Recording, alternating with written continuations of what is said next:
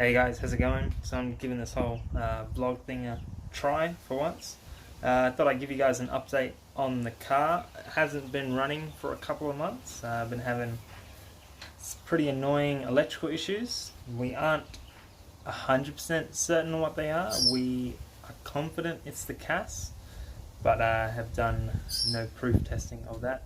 So the car is going to go in this afternoon and get a trigger kit installed.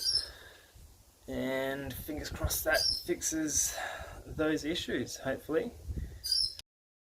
Other than that, haven't really done too much to the car since Power Cruise. That pretty much a week after Power Cruise it started giving me the issues. The one thing I have done though is I got one of the new Haltech IC7 dashes, and we have thrown that in. So we'll have a squiz at that and see what that looks like. So we've got the new IC7 dash. Now, I never got the mounting bracket sent with this setup, even though I paid for it, but decided to mount it my own way anyway. It came out, I don't think, too bad, to be honest. You'll see there, just had to cut past some of the interior panels. I also went ahead and repainted my interior panels, including these, just to make it look a bit nice. This was like fake vinyl carbon fiber crap, it looked like arse, so fix that up.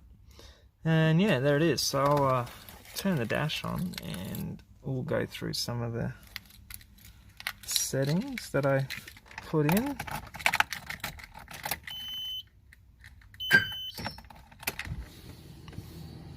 I've mounted it this way so that I can still see my fuel, because that is required, and I can still fiddle with the odometer if I have to. So yeah, oil pressure low alarm, that's because oil pressure is 0 because the car is not turned on currently. But we've also got, I'll just get rid of that. But we've also got wideband, air temp, coolant temp, oil temp, obviously oil pressure, we've got fuel pressure and coolant pressure, and then TPS, which is fairly responsive. I know there are some issues with these dashes through the CAN port where they're not very responsive apparently, but when you have a Haltech it works just fine. Also fuel pressure low because my fuel pressure is sitting below 30. So that's that dash. Again, pretty similar. Battery voltage, CPU temp. For some reason the target lambda doesn't work, so I've got to try and fiddle around with that and see if I can get that to work nicely. This is the dash I've set up for mostly street duties, so I've got my air temp going here, RPM, that's set nicely, set the speedo, digital readout's always nice, quick reference, fuel pressure, coolant temp, and oil temp. The one thing I also set up is I got indicators to work through the dash, and then high beams as well, just for funs. Scroll through. This is the one thing, these buttons aren't super responsive. Yeah, so boost, RPM, still got your speed, coolant temp, again AFRs, battery voltage, map. I haven't changed these are as they come, but I probably won't be driving around with them on very often. And then this is just a bit of a diagnostic screen. So I've set up again coolant temp, pressure, oil temp, pressure, air temp, throttle position, manifold pressure, duty cycle, the gear you can't change, and then wideband, target lambda, fuel pressure, injector duty cycle, ignition angle, trigger error count, speed and battery voltage again. Just for when the car wants to fiddle around when I'm driving, at least I have a good overview of what's going on. From the sensors I got in the car, that's about all I can get out of it. One thing I have found though, and not a fan of, these buttons that you really have to press for things to change. As you can see, it doesn't want to change, press it twice. There we go. So these are the small things that are a bit frustrating with the screen. It looks like it's frozen.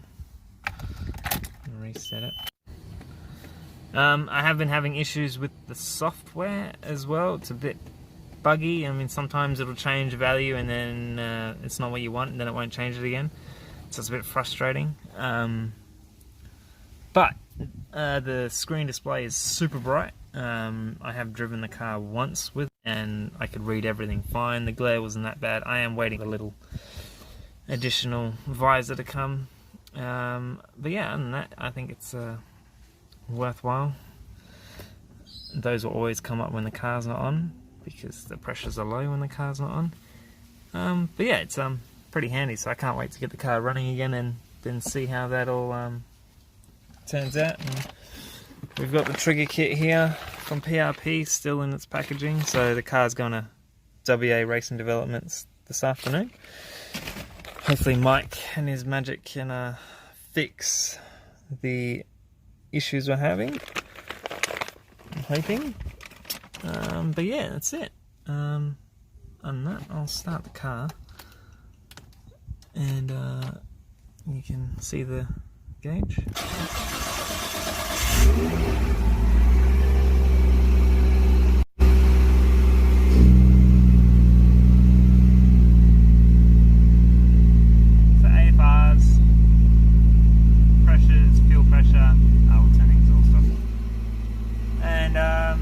So oil temp, it's fairly responsive. When you give it a rev, it's nice and quick.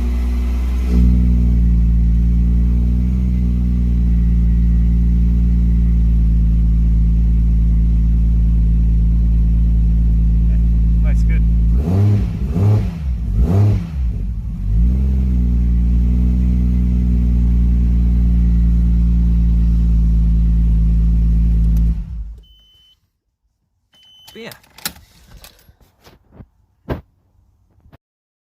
Yeah, other than that, not much coming up. Hopefully gonna take the i30N to the quarter mile soon, I'm hoping, just to see what mile per hour it can do. It has got a chip in it, so I'm keen to see how much that increases it. The other thing we're gonna do is hopefully take it roll racing this Saturday, the i30 that is. Race my dad's Mazdas and my brother's Mazda. My brother might be taking his 700 horsepower Falcon down, so that'll be fun. And yeah, hopefully have this thing running and get it to a roll racing probably March, to be honest. But yeah, the other thing is get the i30 onto a track day and see what time I can do around Barbagallo. I reckon that'll be good fun. Just got to get some decent tyres for it, and yeah, we'll see how we go. So keep an eye on the channel. We got some cool things coming, and I'll give another update once the trigger kit's installed, and we'll see what power it made, and hope everything's healthy. Cheers, take it easy.